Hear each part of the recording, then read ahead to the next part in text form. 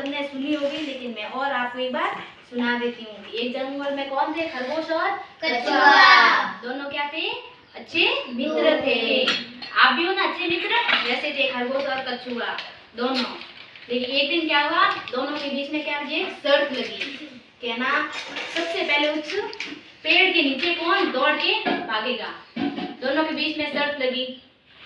तो फिर है ना कछुआ और खरगोश दोनों क्या उस स्थान से जहाँ स्थान निर्धारित किया था ना वही वटे हुए पहला कौन उगेला उन वास्ते दोनों दौड़ने लगे। तो खरगोश जल्दी जल्दी, खरगोश क्या है ज्यादा फास्ट भागता है और कछुआ धीरे धीरे चलता है। तो खरगोश क्या सोचने लगा मैं तो जल्दी जल्दी भाग के चला जाऊंगा। तो खरगोश जल्दी जल्दी भागने लगता है।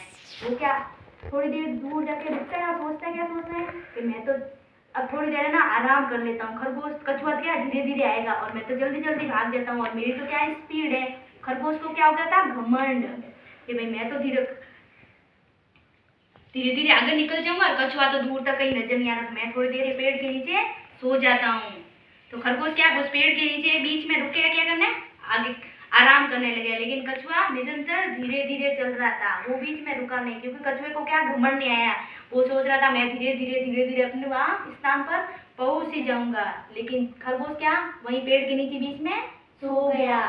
फिर जब उसको थोड़ी देर बाद आंख खुली तो वो फिर से भागने लगा। लेकिन तब तक कछुआ वहाँ निर्धारित स्थान पे पहुंच गया था।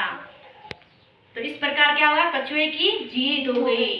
तो हमें इस कहानी से क्या शिक्षा मिलती है? हमें कभी घमंड नहीं करना चाहिए और ज्यादा होशियारी नहीं दिखानी चाहिए कि मैं हर चीज में आगे हूँ।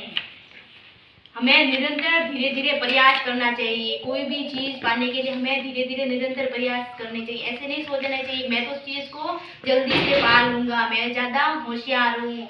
तो ये हमें अपने कभी जीवन में हमें घमंड नहीं अपनाना चाहिए। जैसे हम पढ़ाई करते हैं ना तो एग्जाम आते हैं तो हमें क्या धीरे धीरे निरंतर पढ़ाई करनी चाहिए। यूं नहीं सोचना चाहिए कि मैं सबसे ज्यादा होशियार हूँ, मैं ही क्लास में फर्स्ट आऊंगा, मैं तो सब कुछ कर दूंगा। ऐसे नहीं, हमें धीरे धीरे निरंतर रोज पढ़ाई करनी चाहिए।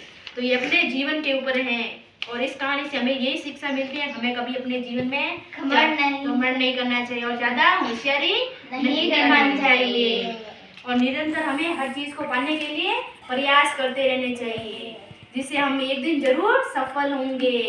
क्योंकि सफलता की कुंजी यही है धीरे धीरे निरंतर हमें प्रयास करना चाहिए। और वो कहते हैं ना सब्र का फल मीठा होता है।